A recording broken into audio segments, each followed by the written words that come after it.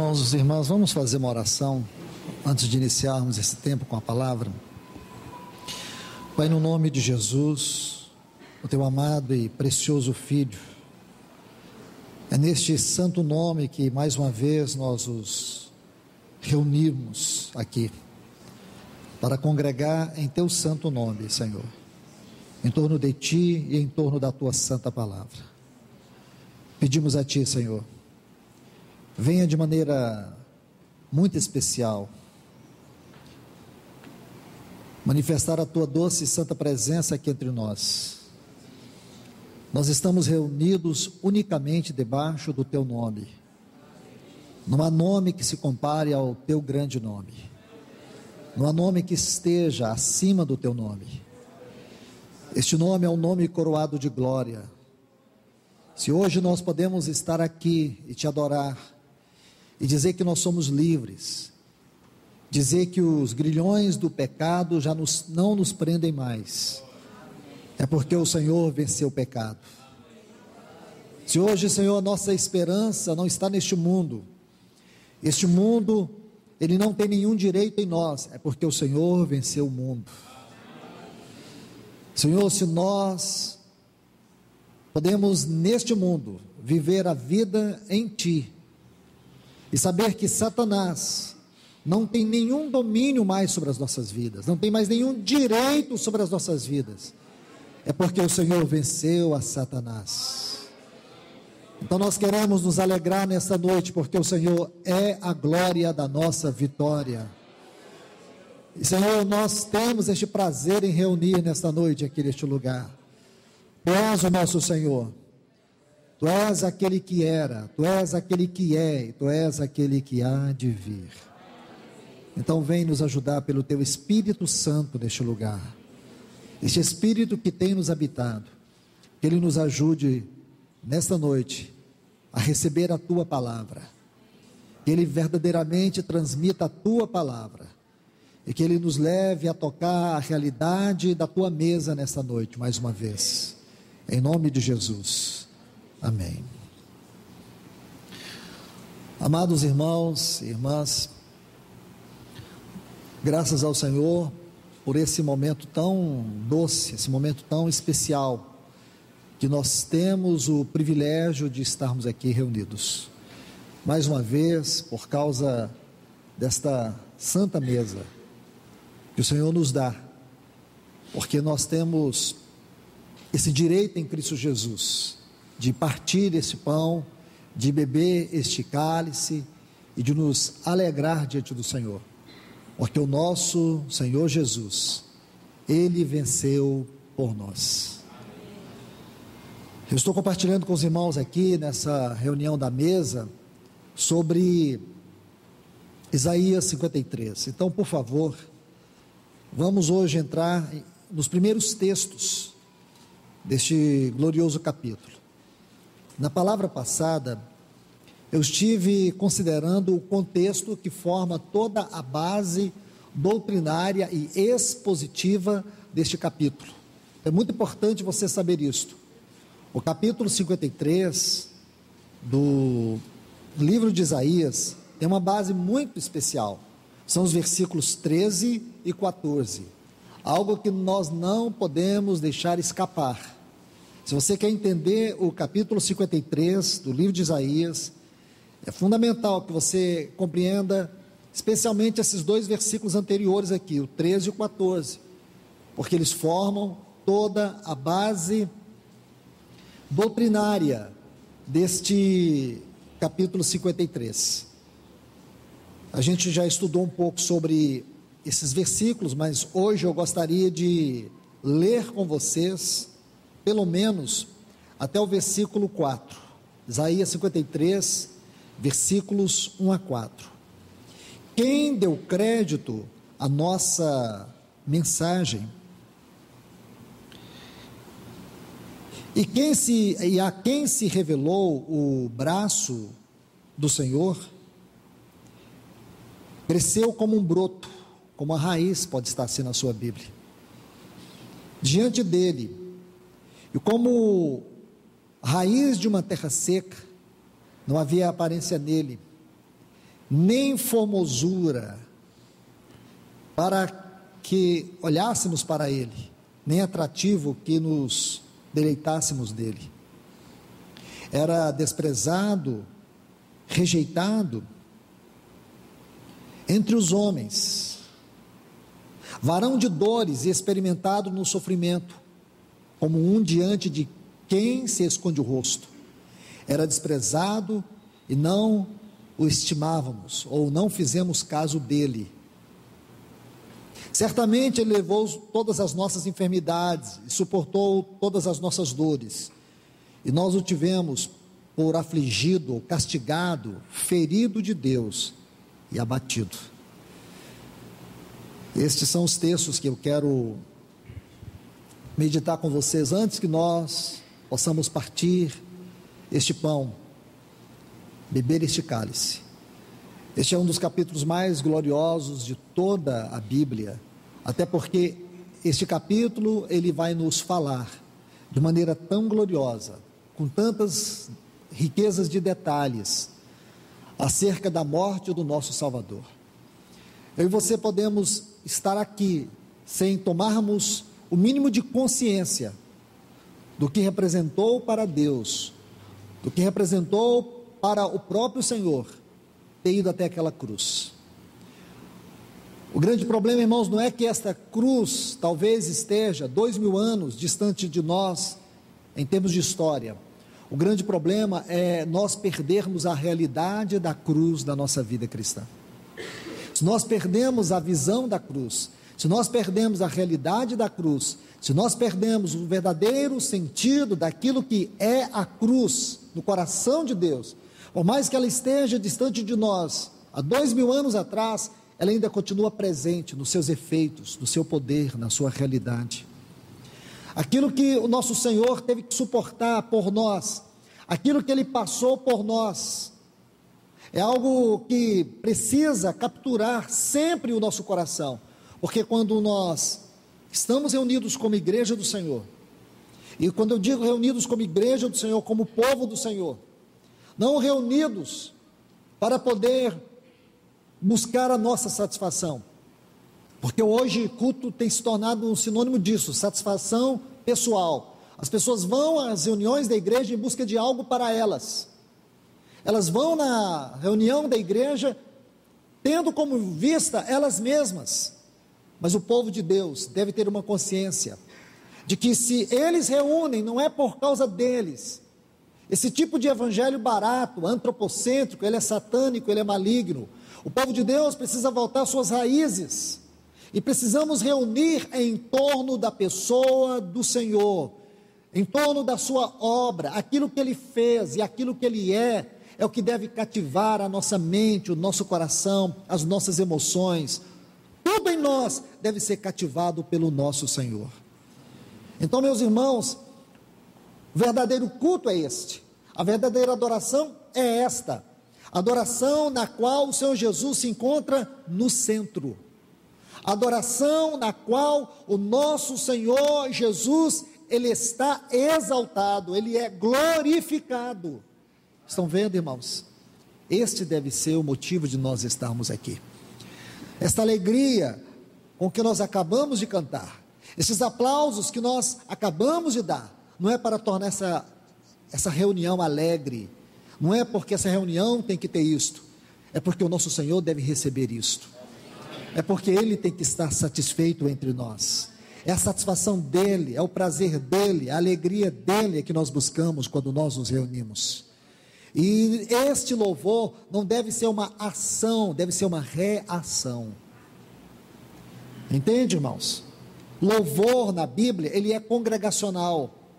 Não existe louvor na Bíblia como ministério. Se alguém encontrar ministério de louvor na Bíblia, não me mostre, porque não tem. Todo ministério de louvor na Bíblia é congregacional. Os homens têm tentado mudar a igreja, têm tentado mudar a Bíblia, mas eles não conseguem mudar o Espírito Santo, eles não conseguem mudar a Deus. Eles fazem de tudo para tentar mudar esses fundamentos, mas o Espírito Santo ainda está operando na igreja. Ele é quem soprou esta palavra, e Ele tem enchido o coração daqueles que buscam, almejam a verdade, para poder proclamar esta verdade a tempo e fora de tempo, irmãos. E quando essa verdade vem ao meu e ao teu coração, todas as máscaras do engano caem por terra. Geralmente as pessoas usam louvor para evangelizar. Louvor nunca foi instrumento de evangelismo. Outros usam louvor para poder alegrar o coração das pessoas. Louvor também não é para alegrar o coração das pessoas. Nós podemos trazer mensagens evangelísticas por meio da adoração? Podemos, até através de poema. Isso não está errado. Errado é quando o foco se torna isto. Porque quando você pensa em adoração, você não pode pensar em música. Quando você pensa em adoração, você tem que pensar naquele que está sentado no trono, e somente Ele é digno de toda adoração. O que liberta as pessoas é a palavra. Conhecereis a verdade, e a verdade vos libertará. Estão vendo? A verdade é uma palavra viva. Se o Filho vos libertar, verdadeiramente sereis livres. Santifica-os na verdade, a tua palavra é a verdade. Então, irmãos e irmãs, que o Senhor nos ajude a capturar as verdades deste capítulo tão glorioso de Isaías, capítulo 53. Veja que nesse versículo primeiro está assim: quem creu em nossa pregação, e a quem foi revelado o braço do Senhor. Numa versão alternativa está assim: quem poderia crer naquilo que acabamos de ouvir? Então, por isso eu disse para vocês, que os versículos 13 e 14 são tão importantes, porque ele estava falando disso. Ele diz assim: eis que meu servo será próspero, será conhecido ou engrandecido, exaltado, e será posto muito alto, assim como se assombraram muitos contigo, de tal maneira que foi desfigurado do seu aspecto, foi desfigurado, que seu aspecto não parecia de homem, e sua figura não era como o dos filhos dos homens. Ele estava falando disso. Então, depois que ele termina, ele diz: quem poderia crer naquilo que acabamos de ouvir? Quem diria que Deus estava agindo nisso? Você sabe que este é um livro de um profeta, o profeta Isaías, conhecido como profeta cristológico, ou profeta messiânico, porque ele teve uma visão muito singular da pessoa e da obra de Cristo Jesus. E aqui ele está tendo uma visão dos seus sofrimentos. Tudo aquilo que nós lemos nos evangelhos, tudo aquilo que foi escrito nos evangelhos, acerca do sofrimento do nosso Senhor, acerca da sua expiação, Isaías viu neste capítulo. Ele sintetizou isso com palavras muito fortes. Por isso eu chamo a atenção de vocês, para que vocês tenham a mesma visão que Isaías teve. Vamos prestar atenção, olha o versículo 2, porque foi subindo, a palavra subindo aqui é cresceu, porque ele cresceu, como renovo, a palavra renovo aqui como um bebê, como uma planta nova, é isso que essa palavra significa, como renovo, como um bebê, perante ele, isso é, diante de Deus, como raiz de uma terra seca. Agora observe, diz assim: não tinha aparência, nem formosura, olhámo-lo. Essa é uma palavra, uma frase muito importante. Olhámo-lo, mas nenhuma beleza havia que nos agradasse. Vamos separar aqui alguns termos muito importantes. Vejam eles: aparência, formosura, e essa frase, nenhuma beleza. Mas não vamos esquecer aqui, olhámo-lo. Primeiro, vamos tomar essa frase, não tinha aparência. Isso nos remete para o versículo 14 de Isaías 52, que diz: o seu aspecto estava muito desfigurado, sua aparência mais do que os filhos dos homens. Então, se você pegar esta palavra aparência, você vai descobrir algo interessante nela no Antigo Testamento. É uma palavra que ocorre 15 vezes por todo o Antigo Testamento. Um texto que vai te ajudar a interpretar esta palavra está em Gênesis capítulo 39, o versículo 6, quando diz assim, que José era formoso de porte e de aparência. José era formoso de porte e de aparência. Então, quando Isaías diz assim, não tinha aparência, O que significa que no seu porte físico, na sua aparência, ele foi tão açoitado lá naquela cruz. Meus irmãos, eu sei que muitos de vocês talvez não estavam aqui no domingo passado, quando eu pude lhes compartilhar, quando eu pude compartilhar com todos vocês, acerca do sofrimento, dos detalhes do sofrimento do nosso Senhor. Você sabe que ele começa a sofrer depois daquele momento tão glorioso que ele passou com os discípulos no cenáculo, depois daquele momento tão sublime, quando ele partiu o pão, quando ele estabeleceu sua mesa junto deles, ele bebeu aquele cálice. Depois dali ele vai para o jardim do Getsêmani. Somente Marcos pode retratar isto com mais propriedade do que Mateus, do que Lucas e do que João, porque Marcos estava lá e Marcos viu aquele cenáculo aonde o Senhor Jesus esteve com os apóstolos. Era da família de Marcos.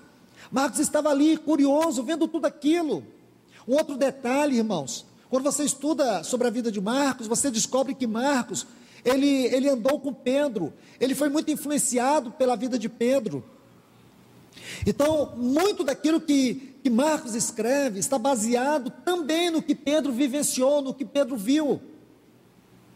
Então Marcos estava ali, e se você olhar o Evangelho de Marcos, no capítulo 14 e também no 15, porque nesses dois capítulos, ele dá uma grande ênfase aos sofrimentos do Senhor. Então Marcos vai dizer assim, que o nosso Senhor, ele estava no Getsêmani, aí diz que ele começou a orar intensamente, e à medida que orava, caía, depois se levantava e continuava orando. A palavra que Marcos usa, caiu, é uma palavra muito forte, porque não dá ideia apenas de um cair, de uma pessoa que estava fragilizada, mas de uma pessoa que desabou, porque ela não podia segurar o peso do seu corpo por causa das suas fortes emoções. Vamos ler aqui, por favor, só para vocês anotarem esses textos, porque são tão importantes. O versículo começa no 32, mas eu quero ler com vocês a partir do 33. Veja, está assim: e ele tomou consigo a Pedro, Tiago e João, e começou a sentir pavor e angústia. Marcos 14, 33. Está vendo essa palavra pavor aí? É uma palavra muito forte, irmãos. Marcos 14, 33. Essa palavra aqui, começou a sentir pavor. Aqui, a tradução dessa palavra para o português é sentir aterrorizado. Escute isso, porque talvez você nunca tenha pensado no Senhor Jesus assim. E você precisa vê-lo assim por causa de Isaías 53. Pavor, sentir terror. Ele estava assustado, tomado de perplexidade, porque a cruz, irmãos, a cruz, eu quero que você entenda, a cruz do nosso Senhor não foi um acidente casual. A cruz do nosso Senhor foi um acontecimento profundo no seu próprio ser, no próprio coração de Deus. Você tem que entender isto. Os sofrimentos do nosso Senhor na cruz foi algo real. Não foi um teatro de Deus, foi algo real, foi algo profundo. Foi o maior acontecimento de todo o universo, foi a cruz do nosso Senhor. Porque se não tivesse aquela cruz, talvez o universo já teria desintegrado, porque o homem já teria se autodestruído. Lembra quando João, ele olha para aquele livro lá em Apocalipse 5, selado por dentro e por fora? Os estudiosos concordam que aquele livro é o livro do conselho eterno de Deus, é o livro da propriedade universal, do propósito eterno de Deus. E aquele livro estava fechado, não havia como ninguém desatar aquele livro, nem no céu, nem na terra. Então João desesperou quando viu aquele livro fechado, porque ele se desesperou, irmãos, porque se aquele livro não fosse desatado, se aquele livro não tivesse sido desatado, tudo continuaria como estava. Satanás tinha um principado neste mundo, governando, porque este mundo jaz nele. Satanás estaria mantendo o controle absoluto deste mundo, mas graças a Deus, aquele anjo disse para João: não chores, porque o leão de Judá, a raiz de Jessé, ele venceu, para tomar o livro, para abrir e para desatar os seus selos. O controle do mundo está na mão daquele que está sentado no trono e exaltado para sempre. Estão vendo isso, irmãos? Vocês estão vendo? Talvez, penso eu, se não houvesse aquela cruz, eu e você não estaríamos aqui sentindo essa paz. Se não houvesse aquele acontecimento da cruz, talvez eu e você não estaríamos aqui nesse ambiente de adoração. Onde é que eu estaria? Onde é que você estaria? Com certeza em algum lugar servindo a Satanás, escravos dele. Mas graças a Deus, o Cordeiro venceu por nós na cruz do Calvário. Graças a Deus, meus irmãos e irmãs, os nossos nomes foram incluídos no livro da vida e do Cordeiro. Graças a Deus por isso. Agora, olhe bem, ele diz assim, sentiu pavor, começou a sentir pavor e angústia. Aí ele diz, a minha alma está aflita com uma tristeza mortal. Está vendo isso aqui? A sua alma estava dominada com pesar, a ponto da tristeza causar a dor da própria morte. Aí você entende porque Lucas, aquele médico, diz que o nosso Senhor começou a expelir gotas de sangue no seu próprio suor. Angústia, perplexidade, estava esmagando ele ali. Aí ele diz assim, e ele foi um pouco mais adiante, aqui que eu quero te mostrar, ele caiu em terra. Ele caiu, Marcos diz isso, está no original. A palavra aqui significa desabou, não foi uma simples queda. Seu corpo estava tomado de tanta fraqueza, dor, pavor, perplexidade, angústia. Uma angústia mortal havia tomado o seu ser, a ponto dele não se suportar e ele desabar ao chão. Eu quero que você perceba isso. Um outro detalhe, irmãos, se vocês observar que o verbo caiu no original, vai mostrar que há uma continuidade da ação. Na medida que ele se levantava, ele ia caindo. À medida que ele ia andando, ele ia caindo. Aí você começa a ver o sofrimento a partir daí. Então imagine como ficou todo o seu corpo, porque depois que ele termina de orar, os guardas o prendem, levam ele manietado, aí ele passa por todos aqueles 6 julgamentos, aí depois de passar por todos aqueles julgamentos, onde ele é esbofeteado, nós vimos todos os textos no domingo passado, esbofeteado, cuspido, ultrajado, colocaram uma coroa de espinhos sobre a sua cabeça e batiam com um caniço. Os especialistas dizem que eu já mostrei para vocês numa oportunidade recente, aquele chamado espinho de Cristo que cresce na Síria, oriundo da Síria, mas também que cresce na Palestina, e também em Israel, cada espinho quase do tamanho de um dedo, aqueles espinhos perfuraram sua fronte, especialmente nessa área onde tem o nervo trigêmeo, que provoca uma dor facial, sobre toda a face, uma dor terrível. Os seus olhos, sentir uma dor como se eles fossem saltar para fora, seu maxilar, mandíbula, todo esse trigêmeo provoca, esse nervo trigêmeo provoca essa dor na face, uma dor terrível, incontrolável. Então imagine como foi ficando o rosto dele, como foi ficando todo o seu semblante, todo o seu físico. Aí depois ele é levado, quando em João 18 diz que Pilatos mandou açoitá-lo. Aquele açoite, irmãos, fazia parte do ritual da crucificação, era 40 açoites. Um especialista na arte da tortura que aplicava aqueles açoites, 40 açoites, cada um daqueles chicotes, ou aquele chicote, ele tinha 8 pontas, 4 chumbos, 4 ossos, o nome dele era flagélio, de onde vem a palavra flagelo. Ele era aplicado na cintura dele, nas costas, nas laterais, e aquilo abria a sua carne. Muitos presos morriam ali, não o nosso Senhor, porque a morte não tinha poder de matá-lo, a morte não tinha direito sobre o corpo dele, a morte não tinha autoridade sobre a vida dele. Olhe para isso, irmãos. Então agora você entende o que Isaías diz? Não tinha aparência, todo o seu porte físico, sua aparência estava destruída.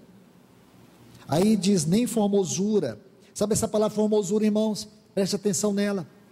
Essa palavra é muito importante, muito importante. Ela ocorre 7 vezes no livro de Isaías.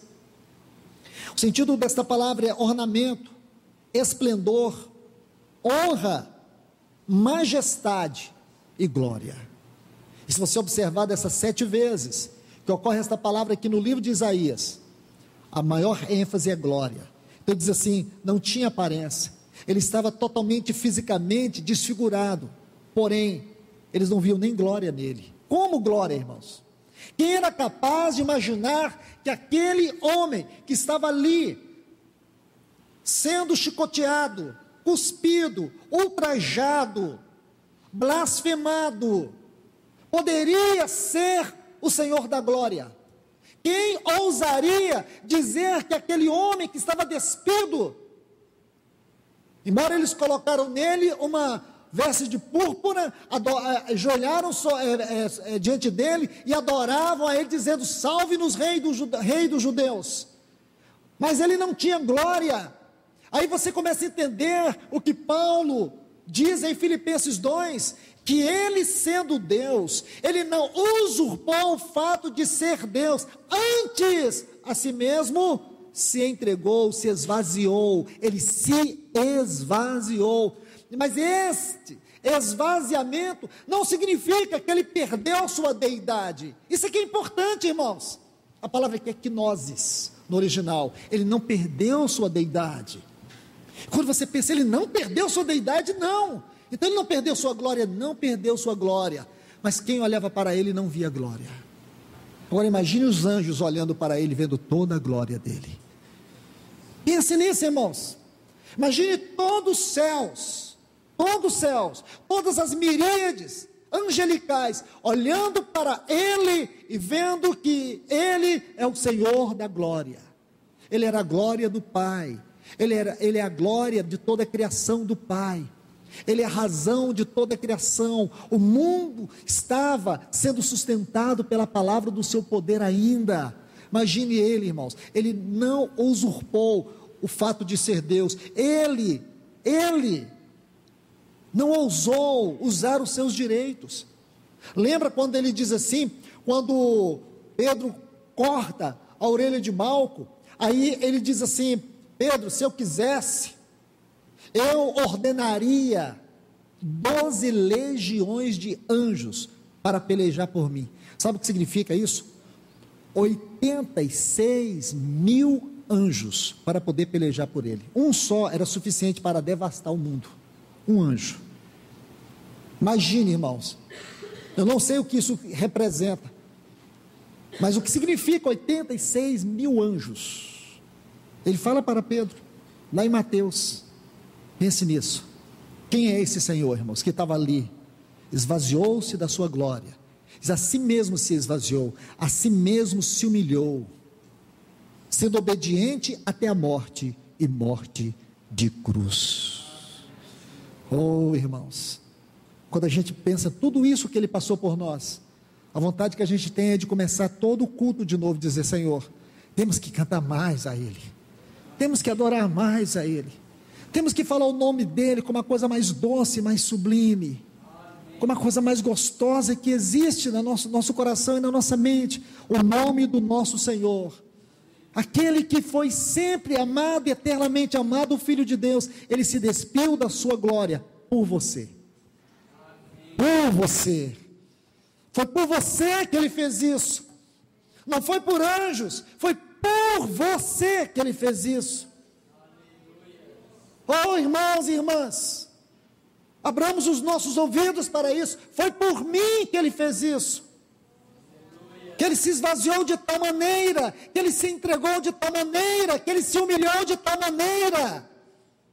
Ele disse, ninguém toma a minha vida, eu a dou. Ninguém tinha o direito, irmãos, nem os homens, nem principados, nem potestades, nem mesmo a morte teria poder de chegar perto dele, porque havia 86 mil anjos à disposição dele, mas ele esvaziou-se da sua glória.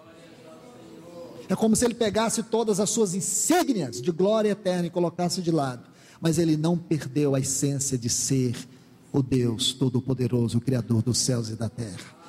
Aquele que João disse, sem Ele, nada do que foi feito se fez. Olhe bem, não havia ornamento, não havia esplendor, não havia glória, não havia majestade. quem olhava para ele, Isaías disse, olhámo-lo. Irmãos, está vendo essa palavra, olhámo-lo aqui, em Isaías 53? Ela acontece em mais um outro lugar aqui. Deixa-me mostrar algo para você aqui. Olhámo-lo, está vendo aqui? Está em Isaías capítulo 6. Isaías 6.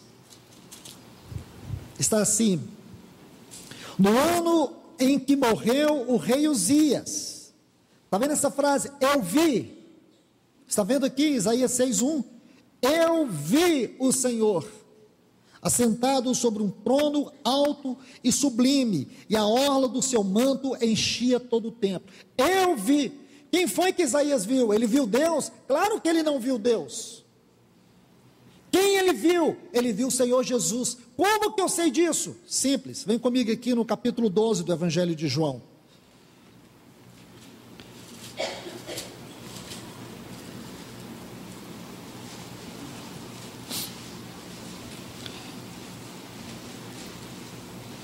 Versículo 39 está assim, João 12, 39, por isso não podiam crer, porque também disse Isaías, cegou-lhe os olhos, e endureceu-lhes o coração, para que não veja com os olhos, e entenda com o coração, e se converta, e eu os cure. Isaías disse isto, quando viu a sua glória, e falou ao seu respeito.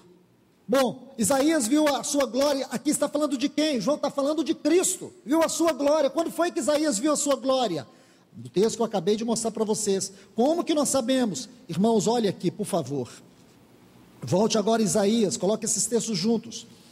Quando Isaías vê o Senhor, olha o que ele diz agora no versículo 9. Disse-me ainda, disse-me, anda, e diz a este povo, ouvi bem, mas não entendais, vede com certeza, mas não compreendais, engorda o coração deste povo, endurece os ouvidos, e cega os seus olhos, para que não sejam que, vendo com seus olhos, e ouvindo com seus ouvidos, e entendendo com seu coração, converta e seja sarado. É isso que está lá no Evangelho de João. Aí ele diz, sabe quando foi que Isaías disse isso? Volte para o versículo 1, quando viu a minha glória. Quem foi que Isaías viu sentado num trono alto, sublime, e a orla das suas vestes cobria todo o templo? O Senhor Jesus. Ele é o profeta cristológico, ele é o profeta messiânico, irmãos. Quando ele olhou e viu o Senhor Jesus, agora, irmãos, ele olha para o Senhor Jesus e diz, não havia nele nenhuma honra, não havia glória, não havia anjos cantando santo, santo, santo. Aqui tem, mas lá na cruz não tinha, irmãos. Todos os anjos olhavam para ele com a mais profunda tristeza. Nunca os céus entrou em tão profunda tristeza, nem mesmo quando o homem caiu, nem mesmo quando Adão caiu. Os céus nunca esteve tão triste, a ponto da própria natureza, às 3 horas da tarde, o sol se esconder. Houve trevas por toda a terra, porque naquela hora, o autor da vida, o Senhor de toda glória e de todo o universo, aquele que criou todo o universo, aquele que sustenta todo o universo, entrou no mais profundo estado da morte, mas graças a Deus, que ao terceiro dia ele ressuscitou.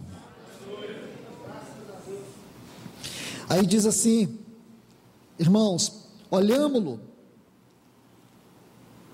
não havia nenhuma formosura, não havia honra, não havia glória, está vendo? Aí depois, era desprezado, e o mais rejeitado dentre os homens. Você vê aqui, ele era desprezado, ele era rejeitado, homem de dor. Mas irmãos, eu quero terminar aqui, para que o Senhor nos conceda uma outra oportunidade, se Ele quiser, para que a gente, quem sabe um dia, volte compartilhando um pouco mais sobre Isaías 53, mas eu quero aqui mostrar algo para vocês,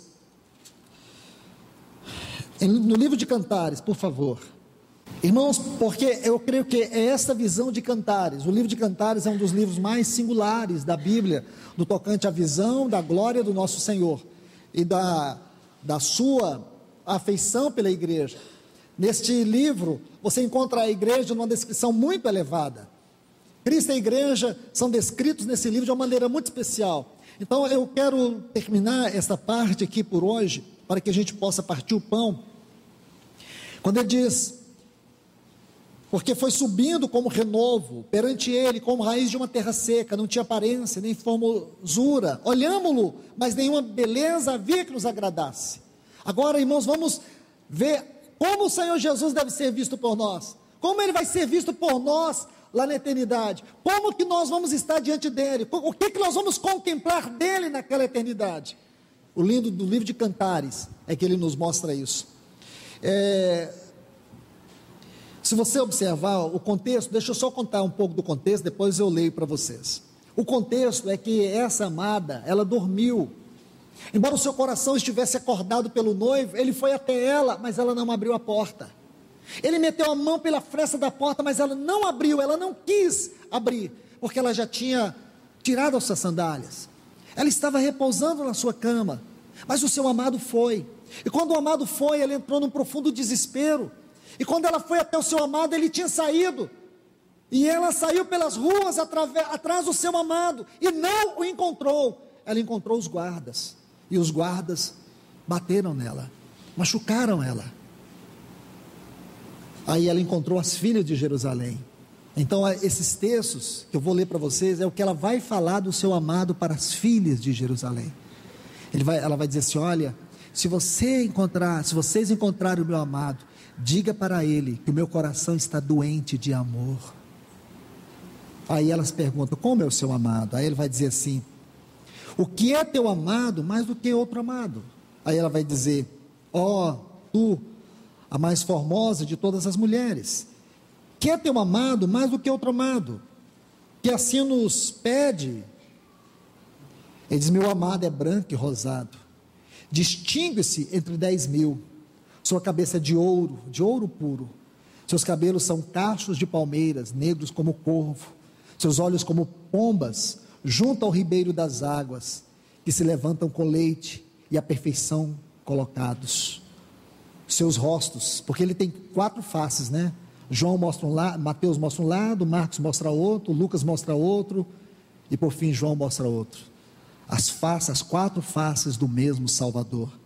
As suas faces, como o jardim de bálsamo, como fragrantes flores, seus lábios como lírios que destilam mirra fragrante, suas mãos como anéis de ouro guarnecidos de pedras preciosas de Tarsis, seu corpo como marfim polido coberto de safiras, suas pernas como colunas de mármores assentadas em bases de ouro fino, seu aspecto como Líbano, esbelto como cedros, seu falar é muitíssimo doce, e todo ele é um encanto.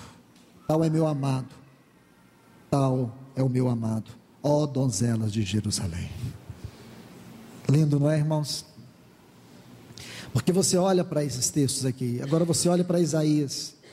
Esse é o nosso amado, irmãos. É esse que a igreja está esperando nesta hora. É esse que a igreja está dizendo: ó, vem Senhor Jesus. Este glorioso amado é que nós estamos esperando. Quiçá o Senhor venha nos encontrar nesta noite. Oh, mas quem dera aqui nesta noite estejam corações enfermos de amor por Ele, corações que o amelam profundamente neste lugar.